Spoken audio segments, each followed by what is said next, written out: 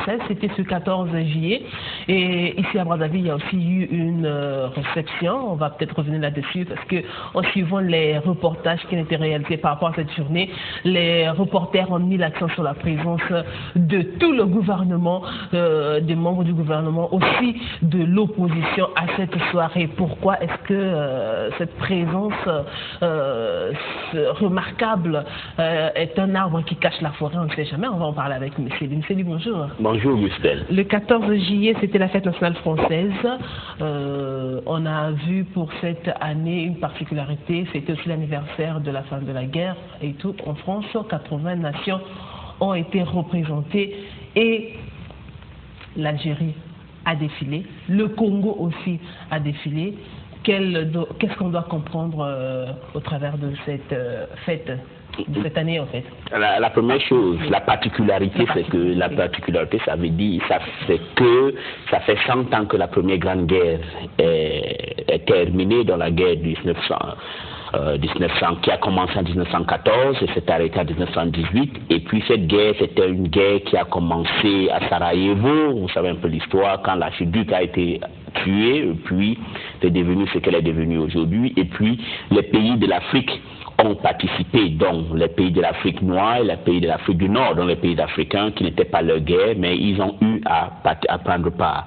Donc voilà la particularité d'abord. Et puis l'autre particularité, c'était faire la représentation de tous les pays ou les pays majeurs qui ont pris part. Il faut savoir qu'en Afrique, il y a eu ce qu'on appelait à l'époque les tirailleurs sénégalais. Et quand on parlait de tirailleurs sénégalais, ce n'était pas seulement des Sénégalais. Il y avait beaucoup, il y avait des Congolais, des Gabonais, des Camerounais, des Tchadiens et tout comme ça.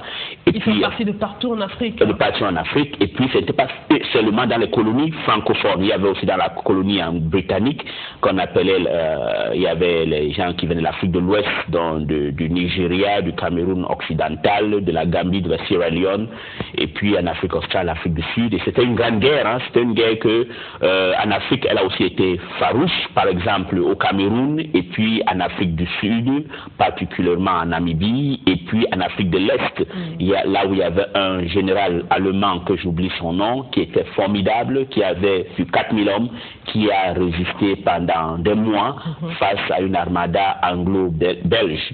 Et puis, la particularité aujourd'hui, c'est l'Algérie. Vous voyez, en Algérie... Justement, on a vu les conditions dans lesquelles l'Algérie a accédé à son indépendance. On sait qu'entre la France et l'Algérie, les relations ne sont pas très bonnes. Et pourtant, l'Algérie a défilé lors de la fête nationale française. C'est aussi la particularité de François Hollande ou des partis socialistes qui a voulu décrypter l'atmosphère de cette guerre. Vous savez, l'Algérie, contrairement à d'autres pays, c'était que l'Algérie était une colonie de peuplement. Il y avait des Européens qui sont venus s'installer. Et puis la guerre de l'indépendance déclarée par le Front de libération nationale en Algérie, il y a eu une guerre longue qui a fait partie de l'Algérie, environ 1 million des Algériens d'origine européenne, qu'on appelle aujourd'hui des pieds noirs, parce que quand on dit pieds noirs, ce sont souvent les Algériens ou des Français qui viennent d'Afrique du Nord. Donc c'est pourquoi on les appelle des pieds noirs, en partie de l'Algérie. Et puis il y a toute cette confrontation parce que les Algériens demandent que la France doit demander pardon. Voilà le pourquoi, par exemple, l'association des Moudjahidines, dont les combattants de la liberté algériens, étaient contre la participation des Algériens à cette manifestation. Et puis en France aussi, le Front National aussi était contre, parce que c'est un sujet un peu difficile. Hier, on avait parlé d'un livre ici, le livre écrit par François Mattei avec Laurent Gbagbo, où les Français ont puni le Nigeria, donc soutenu le Biafra entre 68 et 70, pour une simple raison, parce que le Nigeria avait critiqué l'essai atomique au sud algérien, en particulier dans une région qu'on appelle le Rigan.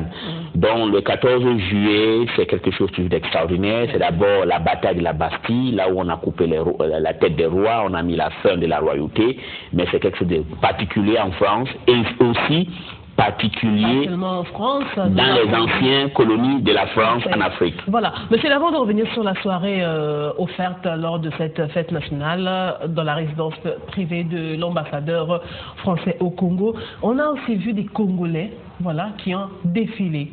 Oui. Est-ce que c'est... On sait que beaucoup de gens disent qu'en ce moment, les relations sont très tendues entre la France et le Congo, enfin, entre griffes, on ne sait pas pourquoi.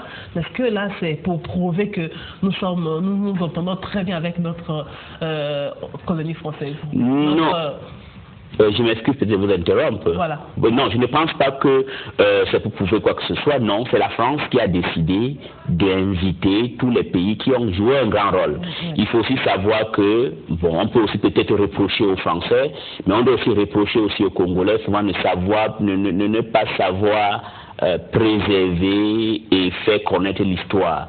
Vous savez que pendant la Première Guerre mondiale, ou même pendant la Deuxième Guerre mondiale, pour que la France retrouve sa dignité quand elle a été occupée par l'Allemagne, c'est ici à Brazzaville. Donc Brazzaville, Congo, a joué un rôle capital dans l'histoire française. C'est les Congolais qui doivent régulièrement rappeler aux Français et rappeler au monde le rôle qu'ils ont joué. Donc je trouve que les Français, eux, ils savent bien l'histoire.